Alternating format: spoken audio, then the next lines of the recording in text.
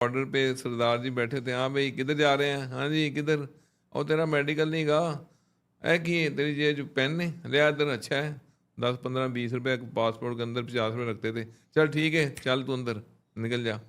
तो ये immigration counter पे इस तरह की चीज़ें भी सर देख अब रहे हैं। भी ऐसी होता है या?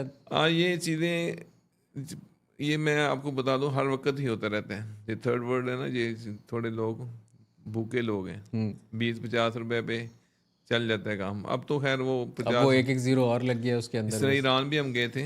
अच्छा मैं एक कराची का वाक़या सुनाता हूँ आपको।